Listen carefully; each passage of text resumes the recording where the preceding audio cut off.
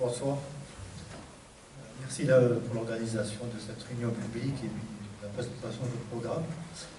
J'avais une question qui était un peu plus généraliste. Quelle est votre position par rapport aujourd'hui au GOTA, Grand Ouest Toulousain Agglomération? Quelle est la pertinence que Plaisance du Touche, avec 22 000 habitants aujourd'hui, y soit, plutôt que Toulouse Métropole par exemple? Tout à l'heure vous parliez des transports, effectivement, est-ce que ça ne pourrait pas, pour Plaisance du Touche, avoir une évolution significative en ce qui concerne les transports et autres, par exemple? Alors, la position des maires qui nous ont précédés, c'était de dire qu'il vaut mieux être la plus grosse commune dans une petite communauté de communes qu'une petite commune dans une énorme agglomération.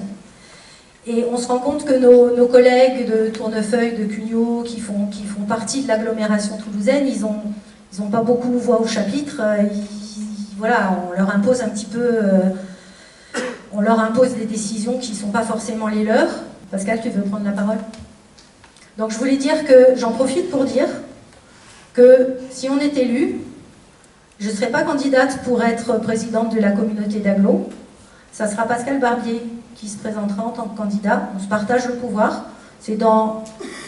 On est dans le même état d'esprit que tout ce qu'on fait, en fait.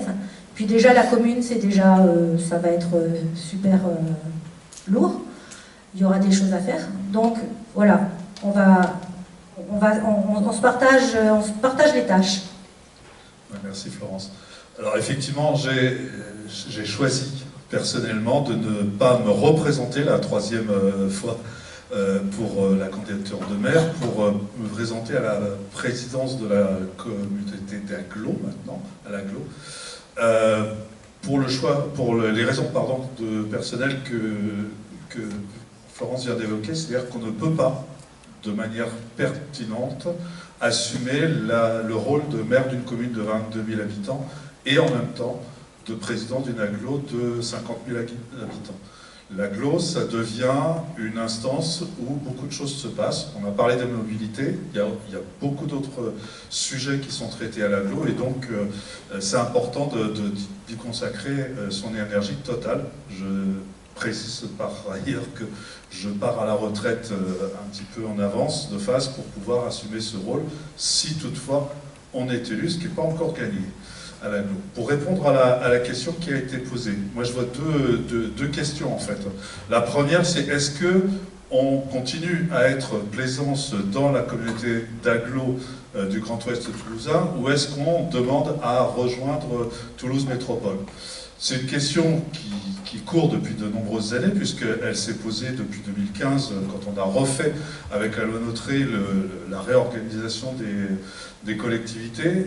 J'en ai discuté assez régulièrement avec les différents responsables politiques, en particulier Jean-Luc Boudin, qui a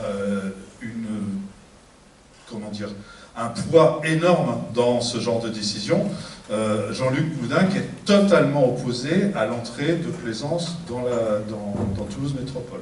Considère que ça créerait un déséquilibre politique colossal par rapport à Toulouse Métropole et il ne souhaite absolument pas cette entrée. Et derrière lui, beaucoup d'autres maires qui ont des voix prépondérantes, je pense à la maire de Colomiers par exemple, ou maire de Tournefeuille, qui sont eux aussi très remontés contre cette idée-là. Donc c'est une hypothèse qui est effectivement à mettre sur la table et qui va être très compliquée, qui serait très compliquée à mettre en œuvre.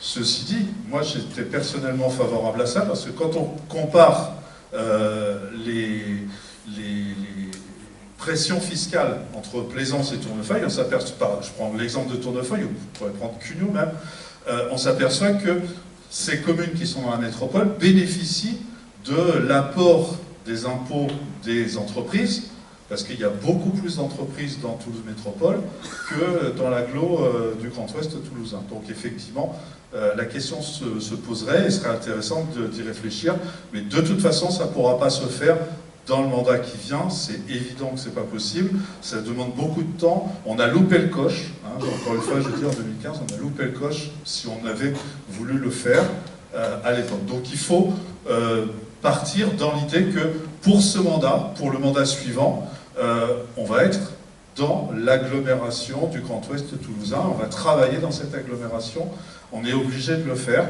Après, on verra, vous avez compris, je l'espère en tout cas, on a essayé de l'expliquer aussi précisément que possible, qu'on travaillait sur ces questions-là avec les citoyens, et ce sont les citoyens qui sont acteurs de ces décisions-là. Donc si la question se repose, elle sera débattue de manière citoyenne, dans une assemblée citoyenne, et le débat sera posé, et on verra comment on évoluera.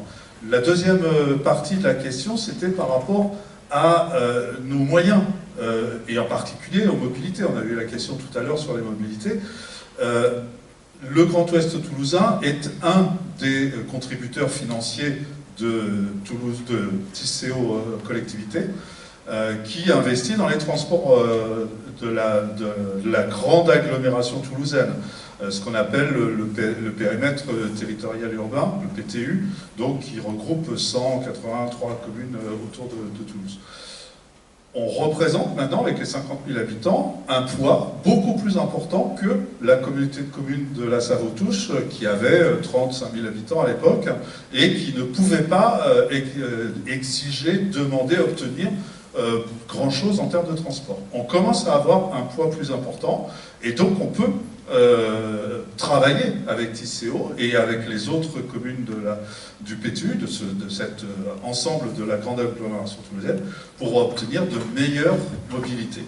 Et la dernière chose par rapport à ces mobilités, c'est qu'on obtient ce qu'on investit aussi. Le niveau d'investissement qu'on va mettre dans Tisséo, si on veut, on peut peut-être l'augmenter pour obtenir plus de moyens en termes de mobilité.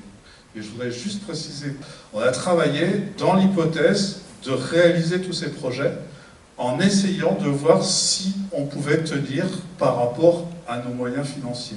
Et on a réussi à tout caser largement en maintenant les taux d'imposition constants. C'est-à-dire qu'on ne va pas augmenter le taux d'imposition pour réaliser les éléments de programme qu'on vous a présentés ce soir, mais qu'on présente aussi dans notre programme.